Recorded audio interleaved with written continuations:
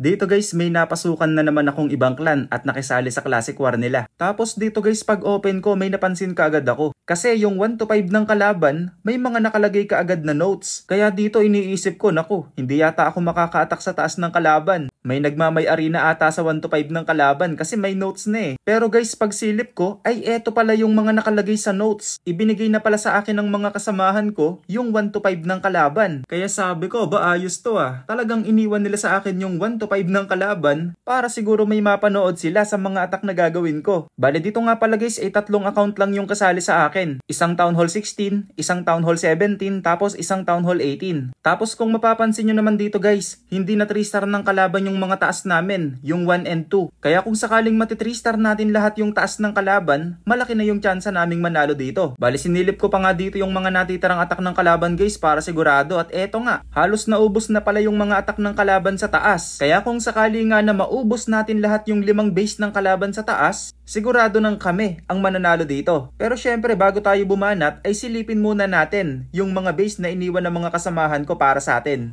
So ngayon, tignan muna natin itong mga iniwang base sa akin. Kasi ang pinakamababa ko dito guys, Town Hall 16 eh. So itong number 5, pang TH15 pa lang yung defense niya.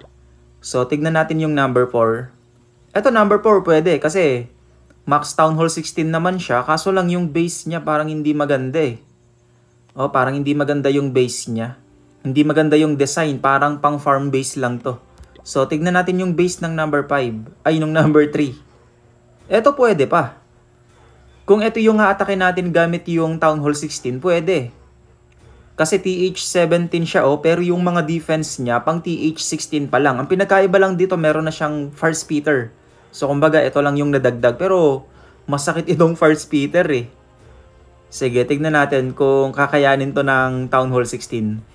So nakikita ko na kaagad kung ano yung gagamitin ko. Ayun oh, dikit-dikit yung mga depensa na nandito. So matik, fireball ang magandang gamitin dito. Pero ano yung troops? Ano yung main troops na gagamitin natin? Main troops. Try kaya natin guys yung puro ice golem. So yun nga guys, dahil feeling ko din talaga inaabangan ng mga kasamahan ko dito yung attack na gagawin ko, kaya naisipan ko na gumamit na lang din siguro ng mga creative attacks para medyo matuwa naman sila. Kaya eto na nga, inayos ko na nga dito yung mga troops na gagamitin at nung ready na, ay tara, simulan na natin. So unang banat natin, gagamit tayo ng 20 ice golems. Uubra kaya to? May mga naka-online pa naman sa amin. So sige tara, banatan na natin yung base ng number 3. Unang banat, sana makachamba tayo dito. Envy, Earthquake, Fireball. Boom! Sakto yung Fireball. Tapos magpe-Flame Flinger muna ako dito. Okay, tapos yung King and Queen. The Archer Queen muna. Tapos Ice Golem, Ice Golem. Itago ko lang dito yung mga heroes natin. Lagay ako ng Wall Breaker dito. Ice Golem, damihan na natin yung Ice Golem guys. Flame Flinger, balikan natin, baka mamaya matarget ka agad. Sige, Ice Golem. Unti-untiin ko lang yung Ice Golem dito. Ice Golem, so Ice Golem lang tayo ng Ice Golem dyan. Hanggang masira ng Flame Flinger yung mga depensa na nandito kasama yung X-Bow. So, lagay tayo ng isa pang Ice Golem. Ice Golem dito, mga archers dito sa labas. Totem spell dito guys, pang distract sa mga defense. Yung Warden, nadedo na. Sige, King ability gamitin ko na. Hindi sila pumasok sa loob pero di bale okay lang. Yung Flame Flinger natin, Queen ability gamitin ko na. I-rage nga natin dito guys. So wala akong wall breaker na pwedeng gamitin para makapasok sila sa loob. Kaya ang gagawin ko, si RC na lang. RC ability para mag-activate yung Envy. Poisonin ko yung bantay. So saan pupunta ngayon si RC? So itago natin. Tapos may mga Ice Golem pa tayo. Gagamitin ko ulit ito pang tangke sa mga defense. I-freeze ko lang yung Town Hall. I-rage ko na siguro dito yung RC. Ice Golem. Totem spell dito guys, pang distract doon sa mga depensa. Yung Archer Queen nagwo-walling. Sige, Ice Golem tayo ng Ice Golem dito. May mga linisin pa dito. Aba, grabe, 4 yung nanonood ah. Yung Archer Queen hanggang ngayon hindi pa rin tapos magbutas ng wall. Yung RC buhay pa naman. Sige, gamitin lang natin ang gamitin dito yung mga Ice Golem para mabuhay yung RC. Kaso lang yung IT, itinatarget si RC. Pilis ko nga tong IT. Bilis, Ice Golem, tumangkil lang kayo. Ay, yun lang, nasabugan guys. Si RC namatay. 47 seconds. Grabe, napakadaming Ice Golem nito 39 seconds, tingin ko hindi to aabot. Hindi kasi nakapasok kaagad dito yung King and Queen. Lumagpas sila kasi nga wala tayong pang clean up sa labas dahil nga puro tayo Ice Golem. Kaya nangyari, nung paggamit ko ng King ability, sa labas lang. Sa labas lang nagamit yung ability ni King, hindi sila kaagad nakapasok doon sa loob. 18 seconds. Wala guys, hindi aabot yung oras. Kaya sana to kung 5 minutes yung attack. 9, 8, 7, 6... Wala guys, talagang kinulang tayo sa oras dito. Sayang, time failed. Kulang na kulang sa oras. 91%. May 4 na nanonood Ayun 7 pala yung naka-online na sa amin. So, bala kong ulitin itong base ng number 3. Same troops. So, bala kong gamitan ng same troops. O kaya kukuha ako ng isang e-drag. Kasi kinulang tayo ng panglinis dun Kumbaga pang clean up lang yung kinulang sa atin doon. So ito yung account ko na kaka-TH 17 pa lang. So galing to ng Town Hall 16. Kaya kumbaga parang TH 16 pa lang din to. So kuha tayo ng backup. Ganun pa rin ang kukuhanin nating backup guys. So same pa rin. Kuha tayo ng 2 totem spell. 1 poison spell. Tapos kuha tayo ng... Siguro kailangan kong magbawas ng Ice Golem guys. Masyadong madami. Kasi kailangan ko talaga ng mga pang clean up sa labas So kuha ako ng isang e-drag, kuha ako ng balloon, tapos kailangan ko din yata ng headhunter, isa lang. Sige, dalawahin na natin. Ano pa ba yung kakailanganin natin dito? Wall breaker. So kuha tayo ng wall breaker. So kuha tayo ng wall break. Ano pa ba yung kailangan natin dito? Siguro kuha tayo ng mga archers. Ito yung mga pang clean up natin. Tapos, yung Warden, gamitan ko na lang to ng... ano bang magandang gamitin kay Warden? Siguro, eto na lang Frosty. Tapos kay Archer Queen, eto na lamang Unicorn. Gawin natin tong Healer Puppet. So, BK Warden, okay na. Kompleto na lahat guys. So, tara. Banata natin tong base ng number 3. Tapos, same pa din yung gagamitin natin. Let's go. Banat. Uunahan ko ba ng Flame Flinger? Sige, unahan natin. Tapos, ay, yun lang. Hindi ko napalitan yung spell guys. 11 Earthquake spells. Patay tayo dyan. 11 Earthquake. Yari. Teka lang Paano to mare-recover? Nagmadalian yata tayo doon masyado. Hindi ko na check yung mga spells na nadala ko. Kulang-kulang. Sige, gamitin ko na lang yung mga Earthquake. Paano ba to? Sige, butasan natin dito. So, wall breaker ulit. Ay, Ice Golem. I-headhunter ko na siguro tong enemy RC. Sige, Ice Golem, Ice Golem. Yari, mamomroblema na naman tayo dito Hindi ko na double check yung mga spells na dinala ko. Kulang-kulang. Puro Earthquake. Kasi ito yung ginagamit kong pang loots pala guys. Teka, pwede akong mag-king ability na dito. Kasi ang ginagamit ko nga palang pagluluts, yung Valkyries. Yung Valkyrie strategy. So, lagyan muna ako ng totem spell dito pang distract. I-poison ko muna itong bantay. So, yung mga Ice Golems pa na iba, siguro mamaya ako nagagamitin. Teka lang. Kasi guys, etong area na to, kaya na tong ubusin ng Archer Queen. Kaso lang yung Archer Queen ay lumabas na naman. Ayun, buti bumalik. So, lagay tayo dito ng Ice Golem. Tapos dito Ice Golem, Ice Golem. Dito na lang si RC. Sige, Ice Golem tayo ng Ice Golem dito guys. Pang distract doon sa mga defense. Ito si Archer Queen, makakarating na to ng Town Hall. Tapos yung Earthquake, gamitin natin dito. Teka, meron pa akong apat na Earthquake spells guys Totem spell pang distract doon sa enemy queen. I-advanter natin yung enemy queen. So, yung 4 na Earthquake, gamitin natin dito sa Town Hall. Dagdag damage. Ice Golem. RC ability, sige, gamitin ko na. Nagtago yung Town Hall. Pero andyan pa rin si Archer Queen, okay lang. Sige, Queen ability. Ice Golem tayo dito, isa pang distract doon sa Town Hall. 56 seconds. May mga naglilinis na rito sa labas. So, yung Town Hall nasira na.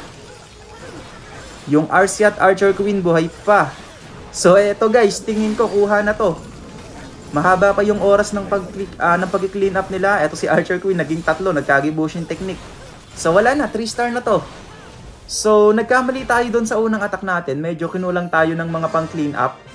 Tapos, dito naman sa pangalawang banat natin, hindi ko na double check yung mga spells na dinala ko, 11 earthquake spells. Pero buti na lang, sinuwerte pa din kaya na 3 star pa din. So yun nga guys, grabe sa sobrang pagmamadali, hindi ko na napansin yung mga spells, hindi ko pala napalitan. Pero malaki pa din yung naitulong ng mga earthquake spells doon kahit nagkamali lang ako. Kasi kahit papano, nagamit ko pa rin yung earthquake spell, pandagdag damage doon sa mga defense ng kalaban. Kaya ayun, kahit medyo nagkamali tayo ng konti doon, sinuwerte pa din naman. Siya nga pala guys, kung meron kayong bibilin sa shop katulad ng Gold Pass, Magic Items, Skins, or Scenery, ay pwede kayong mag-support ng creator. Ang creator code ko po ay June at pwede nyo rin po akong i-support dito. Malaking tulong po yung support nyo sa akin para mas makapagpatuloy pa sa paggagawa ng mga content. Kaya maraming salamat po kaagad sa mga magsusupport at lalong-lalo na po doon sa mga patuloy na nagsusupport. So ngayon guys, eto naman yung babanata natin, yung number 2. So i-check nga natin yung base ng number 2. So, hindi kumpleto yung defense nito So, nag-TH17 siya from Town Hall 16. Kaya wala siyang eagle. So, dito dapat nakapwesto yung eagle So, try nga natin mag Noah's Ark guys. So, dito nga guys ay naisipan kong gumamit ng Noah's Ark dito sa base ng number 2 ng kalaban. Total, medyo matagal na rin tayong hindi nakakagamit ng Noah's Ark Kaya dito, inayos ko na nga yung mga troops na gagamitin, yung mga hero equipments. Tapos kapag nga pala gumagamit ako ng Noah's Ark guys, ay meron akong ginagawa para hindi ako mahirapan sa paghahanap sa mga troops na ilalapag. So, pagka ganito, kailangan nating paliitin yung deployment bar size. So, isagad natin sa pinakamaliit kasi ang dami nating dalang troops dito. So, number 2. Tara, banat, gamitan natin ng Noah's Ark. Kompleto na ba? Okay, kompleto na. Tara, banat. Unahin ko siguro yung Flame Flinger dito. Baka may Tesla dito Wala bang Tesla? Okay, wala. Safe. Ilagay na natin yung Flame Flinger. Tapos, Warden ako dito. Isang pirasong healer para kay Warden. So, tago na natin to. Double Quake. Fireball. Boom! Sakto yung Fireball sa wakas. Hindi na nagkamali yung Fireball natin ngayon. May mga test lang lumabas dito Sige, sama ko na yung Apprentice Warden. Sama ko na yung Archer Queen. Ilagay natin yung Golem to tank. Sama na rin natin dito yung... Taka lang, yung BK ilagay ko na sa labas. Kailangan kong ikat yung mga nandito. So, para makapasok yung Archer Queen doon sa IT. Ice Golem, isama na natin. Root Rider. Tapos yung Thrower. Pwede ko nang isama dito yung Thrower. Pati yung Valkyrie. Tapos yung Witch, gamitin natin pang support kay King. Dapat pala kumuha ko ng Overgrowth. Yun pala guys, dapat nag-overgrowth tayo doon sa Town Hall. Pero sige, di bale, okay lang yan. Yung Root Rider na yung mag-o-open ng wall. Nice one. Ang laking tulong ng Root Rider guys. Binutas yung wall. I-rage natin dito.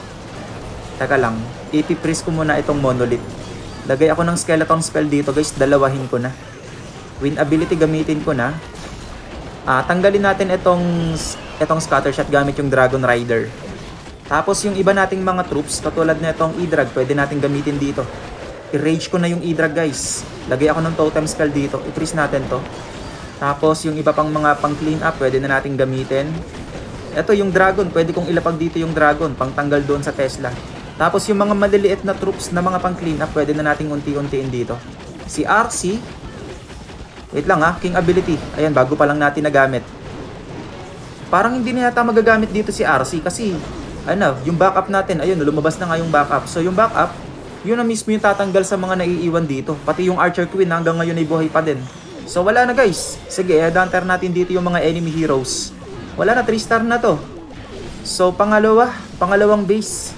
So, binanata natin una yung number 3, tapos etong base na to yung number 2. So, natsambahan natin using Noah's Ark. So, nakachamba ulit tayo dito. So, ngayon, siguro itong number 3 na lang. Ay, yung number 1. Baka yung number 1 na lang yung babanata natin, guys. Kasi, itong mga natitira, yung number 4 and number 5, parang hindi sila magandang atakin. Kasi nga, ayan o, etong isa, wala sa ayos yung base. Farm base lang to. Yung number 5 naman, pang TH 15 pa lang yung defense. Yung pinakamababa ko dito kasi Town Hall 16 eh. So, mismatch naman yung atakin natin. So, ngayon, last attack natin, doon tayo sa number 1. Teka lang, check nga natin yung base ng number 1. Baka mamaya, pwede pala TH 16 pang attack dito eh. Hindi, try natin guys, Noah's Ark pa din. Sige, so doon tayo sa Town Hall 18. Try natin Noah's Ark pa din. Subukan natin kung mano-Noah's Ark natin yung number 1 ng kalaban. So pag hindi na 3-star, linisin na lang natin gamit yung TH16. Meron pa kasi akong isang TH16 dito. Teka lang ha. Check muna natin yung base. So dito ako magpa-fireball pa din. Tapos yung BK at Queen.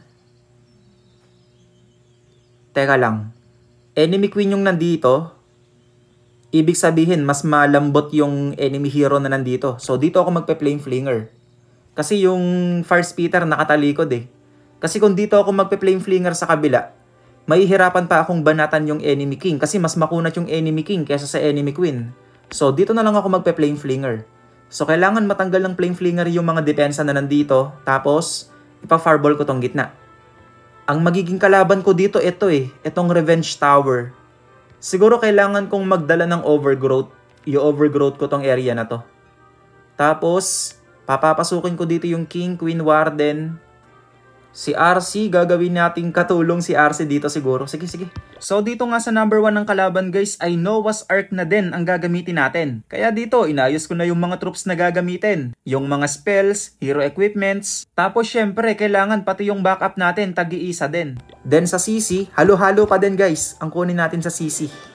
Ano ba yung kinuha natin kanina? Ito, Super Minion, Inferno Dragon, Super Archer, Super Barbarian, Rocket Balloon, tsaka Sneaky Goblin. Ayan, para tag-iisa din. Tapos dito naman, sa CC. Kuha ako siguro dito ng 2 totem spell, tapos isang rage. Pwede na ba to? So, hindi ko sigurado kung kakayanin to ah. Pero, susubukan lang natin. Kaya na ba to? Si RC naka-rocket spear. Teka lang ah. Wait lang. Parang kailangan ko yata dito ng, anong tawag dito? Ice block. Para ipa-activate itong town hall. Ay, itong Invis Tower na nasa town. Hindi, pwede na to. Sige guys. So, last banat. Itong number 1 na yung babanata natin. Gamitan natin ng Noah's Ark. So, try natin kung kakayanin. So, bahala na si Batman kung kakayanin natin to. So, let's go, banat. So, baka may Tesla. Meron nga. Baka meron pa, labas na kayo. So, magpe-Flame Flinger muna ako dito. May bulilit. Kaya gamitan natin ng Wizard. Itatago ko lang to. Fireball. Earthquake. Tapos, Archer Queen.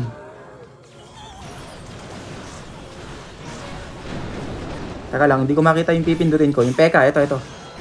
Lagay tayo ng Ice Golem. Itago ko lang yung Queen. Si BK isama ko na. Lagay ako dito ng Wall Break. Golem to tank.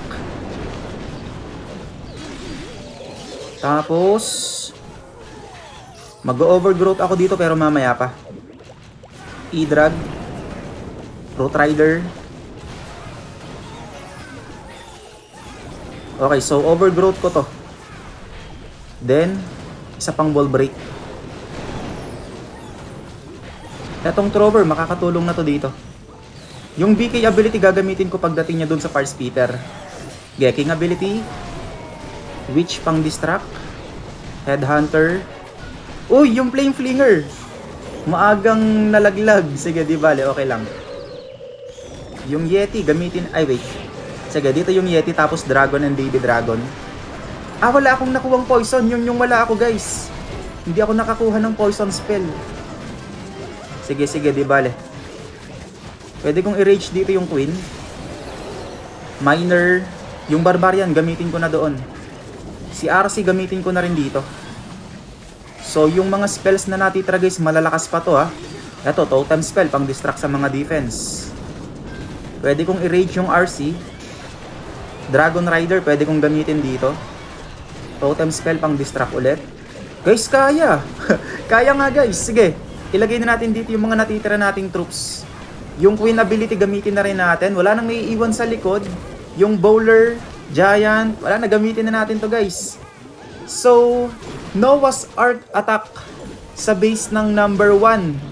Natsambahan nga natin. At ayun na nga guys, natsambahan nga natin yung base ng number 1 using Noah's Ark. Grabe naman kasi yung nakuhang value ng Fireball dun eh. Biruin nyo, dun pa lang sa Fireball, tanggal na yung Monolith, tanggal na yung 3 IT, tanggal na rin yung 2 X-Bow, tapos yung Multi-Gear, natanggal din. Kaya kumbaga parang hindi na talaga nahirapan sa gitna yung mga heroes natin. Kasi halos naubos kaagad yung mga masasakit na defense dun pa lang sa Fireball eh. Tapos yung mga troops naman natin parang naging pang clean up na lang talaga sa labas. Kaya ayun, tuwang-tuwa tuloy dito yung mga kasamahan ko. Bali pass forward nga tayo guys. Hindi na 3-star ng kalaban yung 1 and 2 namin. Kaya ayun, parang medyo tinamad ata silang umatak. Kaya natapos nga yung laban namin sa score na 150 to 118 at kami nga ang nanalo.